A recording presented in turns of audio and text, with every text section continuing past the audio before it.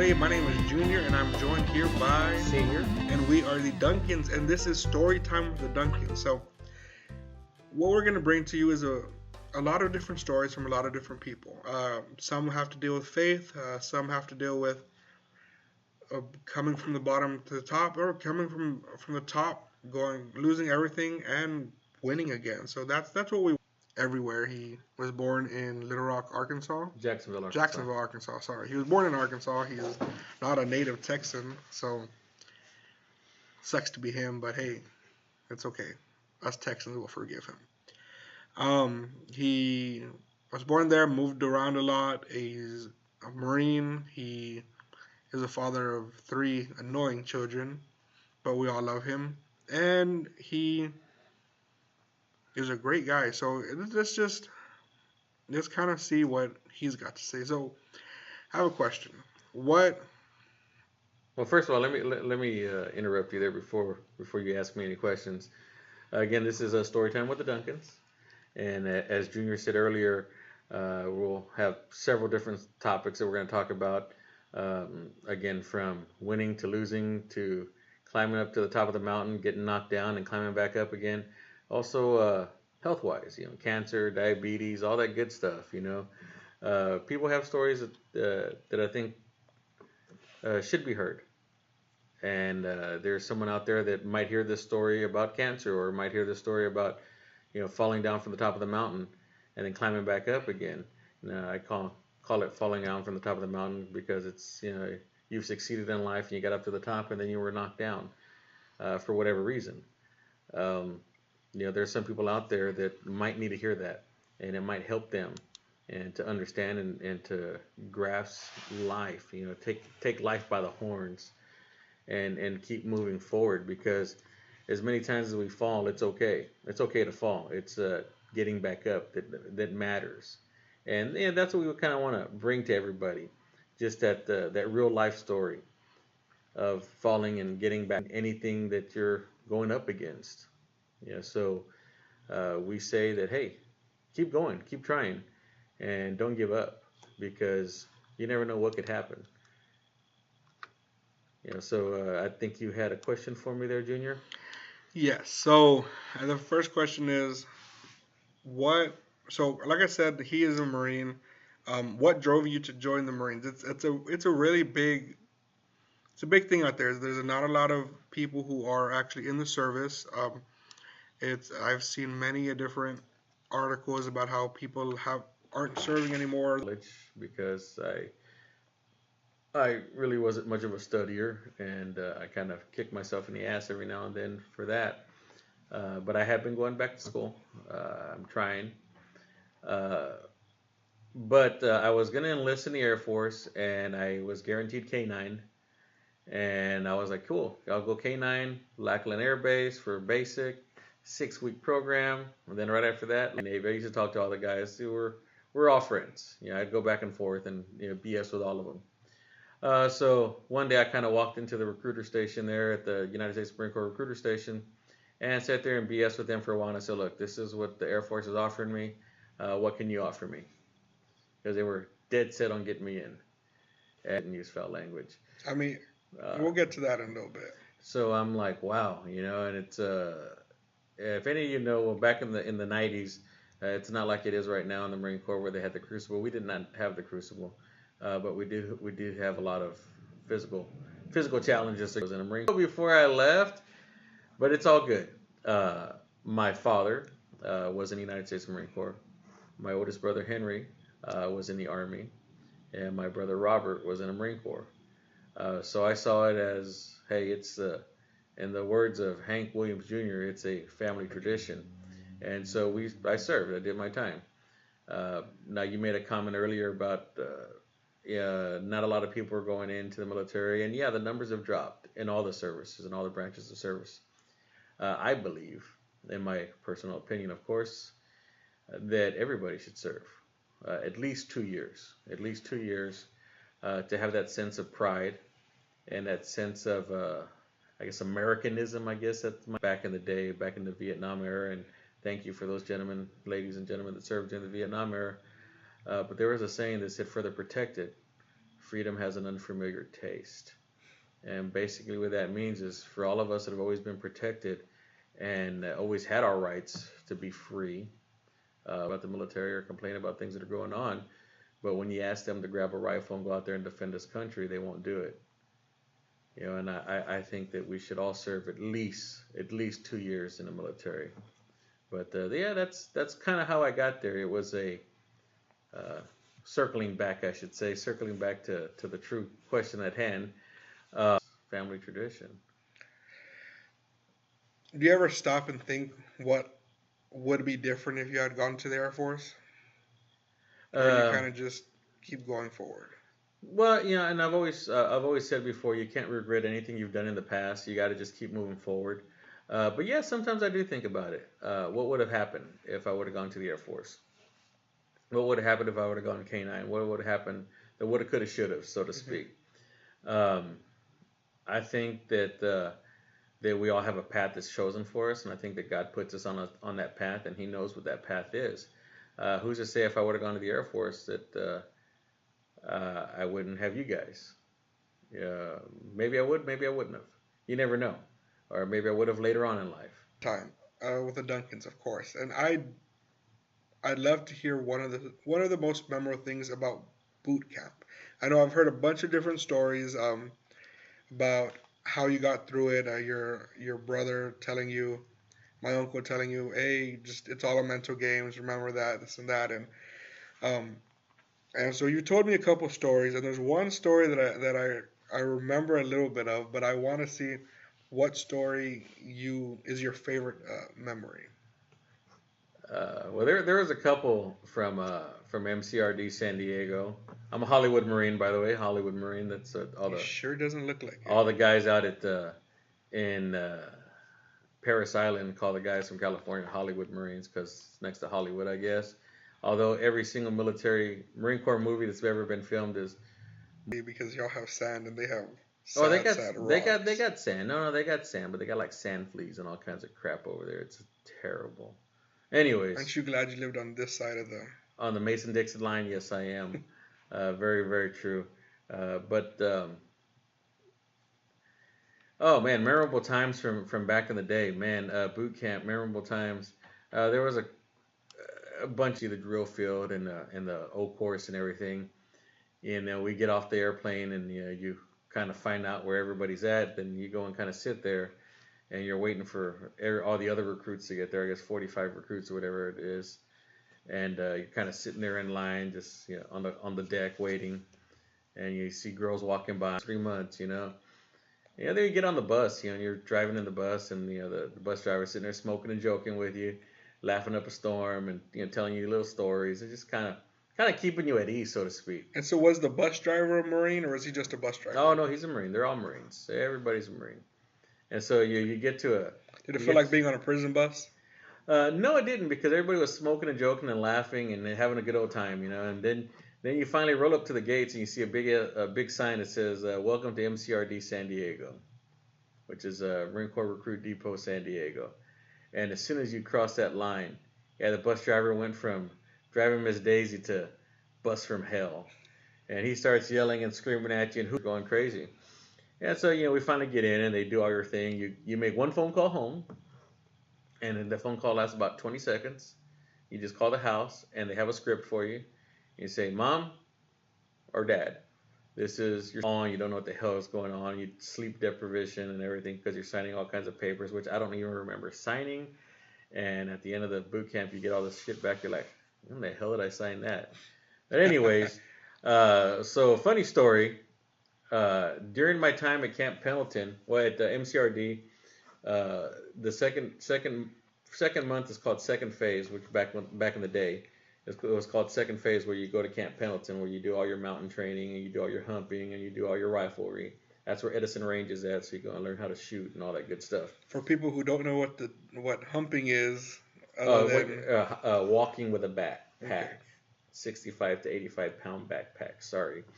So that's where you're learning all that good stuff, and then bivouacking. You're sleeping out in the I guess the elements, so to speak, with your tent and your tent mate. So anyways, it so happened that during our time there at Edison Range, you get to take field showers when you're out when you're doing bivouacking. And what a field shower is you're kind of in a pit, a rock pit, and you have your canteen and you have your cup, and you kind of just strip naked and you're taking a bath out in the elements. We found out that during our time there and several other people's time there were some pervs that were recording people taking field showers and using it for their pleasure. It's as far as I'm going to go on that. But we had one gentleman that was kind of locked on. He was, we thought he was like, wow, we thought this dude was going to be the squad leader and guy down leader and all this good stuff. So he was locked in, and but it's like the old Bible story, Samson and Delilah. They cut his hair, and man, he went from hero to zero in 20 seconds. Man, it was crazy. He completely lost it. And what they would say in the Marine Corps is they're going to break you down shotgun style and build you back up. Because they want to build you up to be a Marine. And so they broke this dude down, and they were never able to build him back up. And yeah, talk about craziness. I'm not going to go too much into detail there. There was one day that we're back. It was already on third phase, already at the last phase. We're back in San Diego, and I'm sitting there online at my rack, shining my shoes, my boots, getting everything ready, writing letters. I'd already taken a shower, already getting ready for rack, and someone calls me, Duncan, need you to come over here, hurry up. I'm like, dude, I'm busy. No, X person's about to jump. Now, we were on the second deck of a three-story building, second deck, second floor, I should say, I'm sorry, of a three-story building. And this gentleman was going to jump off the second floor. And this was the gentleman that I was taking care of, that I was told I had to watch after him. And so I came running and pretty much speared him onto the floor and was on top of him when a drill instructor from the other side came over because he heard of the commotion, because we're right in the middle of the breezeway, and kind of threw me off of him and started yelling at me, and I had to tell him, this recruit stopped this recruit from jumping. And the reason why that recruit was so upset was because, like we said earlier, it's all about mind games. It's mind over matter. If you don't mind, it don't matter. They play all these head games with you. One of the head games was, I quit. And what that is the senior drill instructor pretty much says, you know what? Y'all pissed me off. Y'all ain't worth it. I'm done with you guys. I quit. So what you do is you get the senior's black belt, black shiny belt, and the senior's Smoky Bear hat, the drill instructor hat, and you walk out to the sand pits and you dig a hole. And then you put everything in the hole, and then everybody throws sand on it. And you bury the senior because the senior is now dead. And the junior drill instructors take over, and they're the ones that are running the next 24 hours, putting you through hell. And that's pretty much how it goes. So we went through all this stuff, and that happened.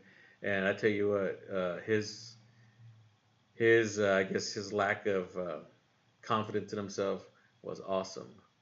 And it sounds bad that I say it that way, but it was awesome because it gave me 3 days off. I had to take him to psych eval. I had to take him to the chaplain. We didn't have to wake up at 05 with everybody else. We got to go slowly to breakfast and lunch. They just kind of sat there for 3 days doing nothing. That was pretty cool. So Oh, hold on. Let me go back real quick. When we were at Edison Range, the last thing you do before you finish off your phase 2 up there, well, back in the day, phase 2, was you got to climb the Reaper. And Reaper's, I think it was like a 20-mile hike, and it was up a 45-degree angle slope, something give or take, something like that. And we're sitting there watching, and they're like, yeah, you're going to go up the Reaper, and you're going to do this, and you're going to be a Marine, and you're going to hop, hop, hop, hop. We're like, okay. So we're doing our thing, and we look up, and there's our medical Humvee is going up the Reaper. Yeah, the medical Humvee came back down. It didn't make it. And we're like, you want us to do what? And that damn vehicle couldn't make it, and you want us to make it? Oh, goddamn. So, yeah, sorry. Go ahead. I do wonder this. Was he able to finish? Did he finish? Did he get a medical, like, medical discharge. Discharge. He was actually dropped to a rehab platoon, and They have a oh rehab no, he platoon. wasn't dropped to rehab platoon. I believe he actually finished with us. But about a year later, I was in Camp Lejeune and Camp Johnson in the Carolinas, going through school, and I was talking to somebody who had just came out of ACT, which is Advanced Combat Training, and that was also up at Edison Range in Oceanside at Camp Pendleton. And I was, kind of sitting there BS, and he goes, "Yeah, I just came back from Edison Range or Camp Pendleton from ACT." And we're sitting there BSing. I was like, "Oh yeah, man, ACT, it's awesome. Edison Range, I love that place. I love Oceanside. It was awesome." And I was like, "Man, back in the day, we had this dude. And I said his name. I'm not gonna say his name though. We had this dude that was this, and this." And he kind of looked at me. Was the dude like 6'2", skinny? I said, "Yeah." Was he from like Brownsville, McAllen area in Texas? I'm like, "Yeah." Was that dude was still there at ACT? I was like, "What?" He goes, "Yeah," and he was still doing all that same stuff that he was doing when he was in boot with you guys. And so I don't know whatever happened to him, man, after that. I don't know if they actually just booted him out and said, "Yeah, thanks a lot. Here's your keys home." I don't know. But yeah, I had a guy like a year later, and the dude was still up at Camp Pendleton. I mean, I give him this. He tried. He didn't want to quit. Well, Which, I don't know. I don't know, man. It's one of those things. They broke him down. They couldn't build him back up, so they kind of psychologically screwed him. But it is what it is. That's part of life, I guess. Think what he's doing today. Yeah, that's why I'm not saying any names. I never know. Could be like a Full Metal Jacket. Or he could be like the governor of. He could be a governor of some state, but he was here in Texas, so I don't know. Maybe he's like a mayor somewhere. Quien sabe. I don't know. That's actually the story I was looking for. I've heard you tell that story several times. Oh, the other story was about him also, by the way. Which other one? The guy I speared to get off the ledge. No, yeah, like that's the story. That's the story I've heard several times. Yeah, it's a funny one. It's interesting. My favorite part is when you say that you get the 3-day vacation. Oh, that was awesome. And did I tell you that our senior drill instructor looked like Michael Jordan? You did not tell me that. Yeah, so this was during the time that the Bulls were making this incredible run once again into the playoffs, and they were in the finals. And lo and behold, our senior drill instructor quits during this time. And I'm like, wait a minute. The Bulls are in the finals. Senior drill instructor's gone. Michael Jordan, was he one of the same? I don't know. But it was interesting. That's a far flight from California to Chicago. Well, those rich people have planes and stuff like True. that. But do you think Michael Jordan would, I was about to say Michael Jackson, Michael Jordan would want to be dealing with y'all? Dude, we're Marines. Why not? Touche. So tell me a little bit about growing up. I know you moved from several different places. You lived in Houston. You lived in Louisiana. You lived in Mexico. You lived back when Mexico was safe to live in. There's still some places that are okay to live in Mexico, but there's some places where it's not. We're actually on a travel advisory for Tamaulipas and a couple different states right now. But I mean, things aren't as bad down in border towns as people think. Well, growing up, your grandparents were from Laredo, Texas. Your grandfather worked with the Union Pacific Railroad. Well, back in the day, it was Mopac Railroad, and he climbed up the ladder. And from Laredo, we moved to Arkansas, to Little Rock, and I was born in Jacksonville, where we lived. It's right next to each other in Pulaski County. And from there, we moved to Louisiana and Freeport, Texas, Angleton, Texas, back to Shreveport, Louisiana. Finished off in Houston in the late 70s, early 80s, and then finally moved to Laredo in 86. So growing up, we had each other. It was my brothers and my sister and myself, my mom and dad, right? Grandma and grandpa. And we had each other. So I mean, we were always together. We were always goofing off. We talk to each other almost every day still, and we all played baseball. We all played football. Um, various as whatever things we can get into back in the day. We all played in the street. We all ran around riding bikes. We're always outside. We lived outside, especially in Houston. But we were during the era of we'd play baseball during the summer and football during the winter. The way it should be.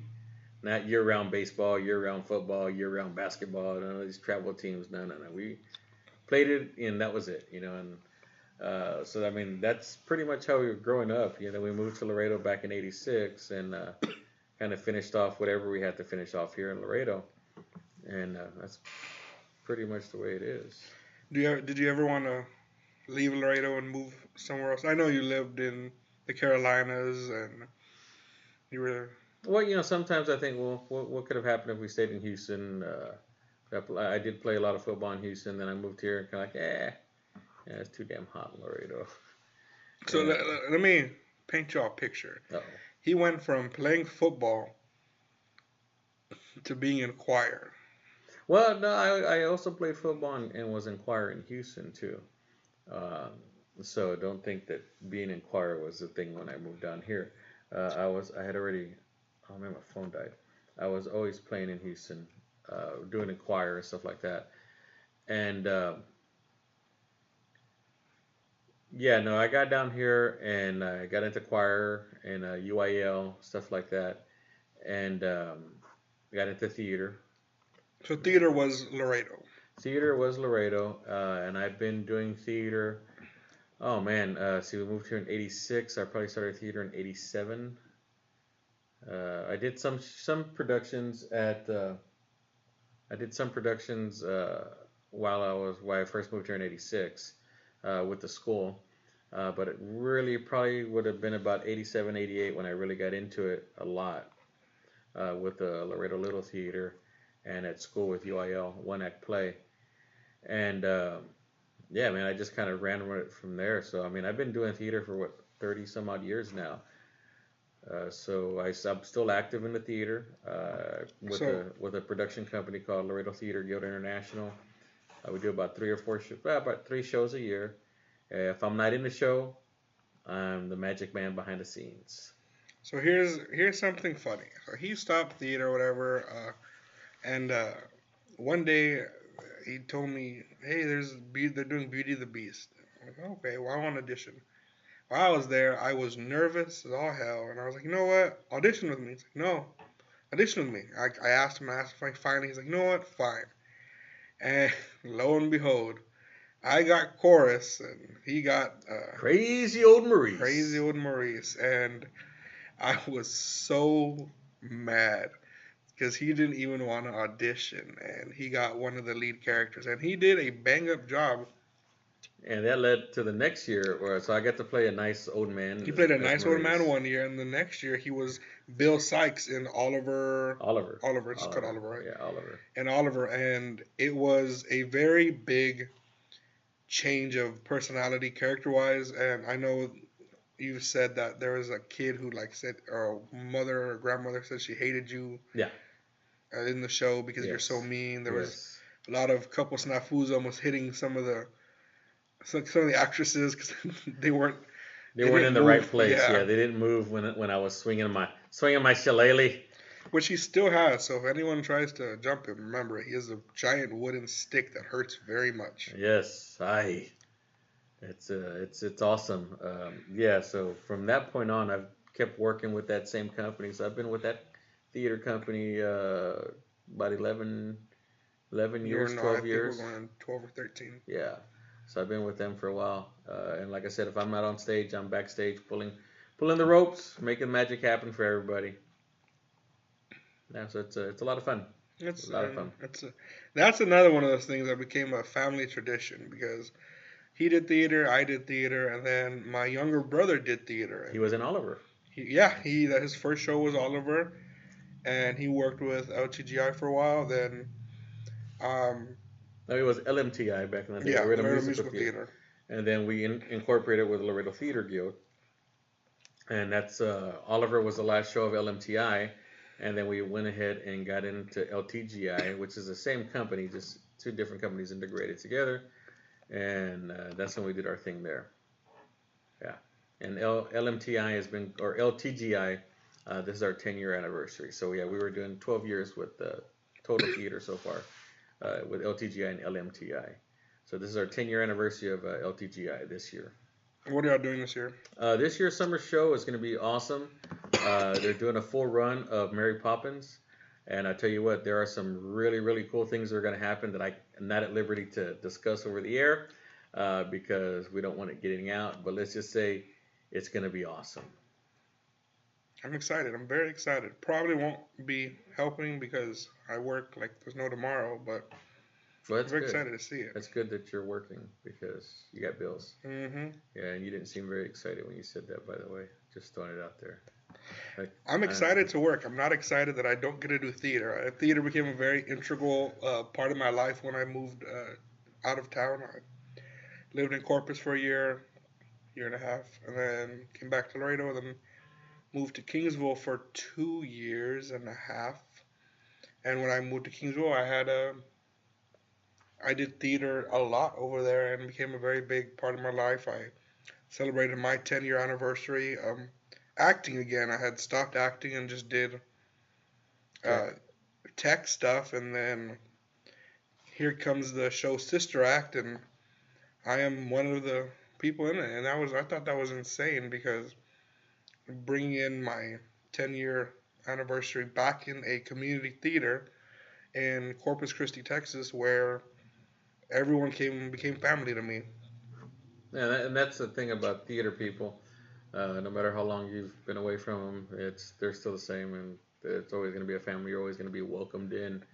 So that's just a little bit about me. Like I said, I run a printing company. I've risen and I've fallen. Sometimes literally. Sometimes literally. I used to work at a very good job that I was there for over 9 years,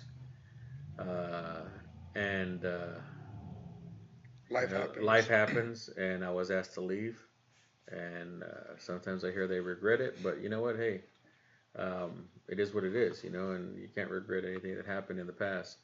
And I just keep moving forward, and I was able to land on my feet and work for a very good friend of mine running his company. And I've kept climbing and doing my thing. Granted, what I was getting paid at my other job is not nearly what I'm getting paid here. But the extra benefits that I have is working here is tremendous. When Junior got sick, and that's a story for another time. But when Junior got sick, I was able to take 3 to 4 weeks off and head to San Antonio, and I wasn't docked any pay. And in fact, they were there with us the entire way. They were there the entire way, and that's another story. But we don't have time for that one right now. Another story for another day, and it's might be the next one. You don't know. We might. We're gonna try it out and see what goes on. But yeah, it's life happens. Life happens all the time, and we just gotta roll with the punches. And that's what I've been doing. The past 9-10 years is just kind of rolling with punches and keep moving forward. And you take the good with the bad and you keep going. So one thing he did not mention is that he is also part owner of a production company that we run, D13 Studio. He laughs, but it's going to be big one day. We do pictures, videos, graphic design. We do whatever we can do. We do MC work, and now we're diving into the podcast industry with this podcast. So this podcast is sponsored by, of course, D13 Studios. Also, I have another social media and Blue Top Companies. And Blue Top Company. And I was gonna get to that. Oh, okay. I have another a blog that it's on a hiatus right now because it needs to get back up and running. But he did say we take life by the horns, and that is actually what my blog is called, is taking life by the horns. Because I realized that stuff happens every day, and you just have to grab life by the horns and keep going. when I lived in Kingsville, it was a bunch of rodeo stuff over there, and that's of course a story for another day. But we'd like to thank everybody for listening. If you liked us, subscribe, share, tell your friends. This is brought to you by Blue Top Company, D13 Studio, and a shout out to Manuel Uribe. Uribe for helping us and sponsoring us in our endeavors to bring this podcast to life. In fact, Manny Manuel, he'll probably be sitting in with us a couple of times here and there. He's got some personal things going on, but he'll sit in. He wants to do like a sports segment, talk about the comings around in sports and monies and all that good stuff. He's a crazy kind of guy. He's funny. He's a good guy. But yeah, D13 Studios. You can catch us on Facebook. Catch us on the World Wide Web. On Facebook, Instagram, on YouTube. Soon you'll get to see this podcast on wherever we could get it streamed. YouTube for sure. Apple Podcast, hopefully. Maybe Spotify if yeah. we can. And wherever else streaming podcast happens. Also, just one last thing is that remember, everybody, it's a bad day, not a bad life. We all get knocked down, and sometimes we need to get knocked down a peg because our heads get too big for our shoulders, and we need to level it out. We're not Atlas. We don't have to carry the world. We just carry ourselves and our family, That's and right. have our family carry us when we need it to. That's right. And there's never a problem too big that you can't handle. It's one of those things that you got to be able to face your demons and face your dragons, so to speak, and face that animal and meet that animal head on and just keep moving forward. And remember, so like old Rocky Balboa said, right? It's not how many times you get hit. It's how many times you could get hit and keep moving forward, because that's how winning is done. That's right. Just a few people who are going to have on our podcast eventually. Like he said, Mr. Manuel Uribe. We're going to have a Dr. Carlos Hernando, and he actually has some videos and stuff he's going to be doing as well. So look for those when we do his segment. Let me give you a sidebar. He said also D13 Studio. We do MC or MC work and stuff like that. I also do play-by-play. So if anybody needs a play-by-play guy, let me know. Shameless plugs, everybody. Shameless plug. I got to make some money. Yeah, you can look me up at last year's 18 and under College World's. 18 and under World Series. It was the Pony League World Series 18 and under. I did the championship game, which was against Chinese Taipan versus Los Angeles Academy. That was awesome baseball here in Laredo. There will be this year we got the 18 under tournament one more time. And we also got another Pony League tournament going on in July. I probably won't work that one, but I have been guaranteed the championship game for the 18 and under Pony League because they were very excited and happy last year. Yeah, I used to do play-by-play with the Laredo Rattlesnakes. Yeah, I was just about to bring that up. He did do play-by-play for an arena football team, and he went all the way to Amarillo by morning. And we were there by morning. We left at midnight and got there in the morning. Got there at noon for our championship game, and that was totally awesome. So you can look that up. It was a Texas Louisiana Football League or Texas Indoor Football League, something like that. It was the Laredo Rattlesnakes versus the Amarillo Venom. Yeah, just don't listen to the end part because that's where I just kind of lost words and I was like, and that's the ball game. It was hard for me to kind of describe that in part because we lost the game by 2 points. But anyways, that's a whole nother story for another time. And as for that, that's the ball game. And we'd like to thank everybody for listening. And like I said, like, share, subscribe, let your friends know. This is podcast 0.5. We had some technical difficulties, so beta podcast 0.5. Beta podcast 0.5. Don't forget to thank our producer. I'd like to thank our producer, Junior, and thank the board operator, Duncan, and of course, Senior. So, real quick, sidetrack before we sign off. The reason it's Junior and Senior is because we are both Kenneth Duncan, and we're both very loud and very crazy, so this podcast may get a little crazy here and there. And As for the cussing, sometimes there's no other word to describe a situation except for fuck. There's no other word to describe hearing words like, hey, you have cancer, or hey, your grandfather died, or hey, you got fired. Like, there's no other word to describe it. And that's okay because, I mean, we're all adults. And if you're a child listening to this, don't say it. But we're all adults here. We're all living on borrowed time. And we'd like to say thank you. And remember to take life by the horns. And one last endless plug there. Just like you said, you know, if we've offended you in any way during this 30, 40 minutes or whatever we've been going, if we've offended you in any way, we apologize. Our intent was not to offend anybody. But in my opinion, and again, this is just my opinion, we need to stop being pansies. And we need to stop being so easily offended by things. Because we shouldn't be easily offended. Remember, it's just words. If you don't like what you're hearing, go ahead and switch the dial. Yep. Change it. Go on to the next one. It's quite all right. You're not going to hurt my feelings.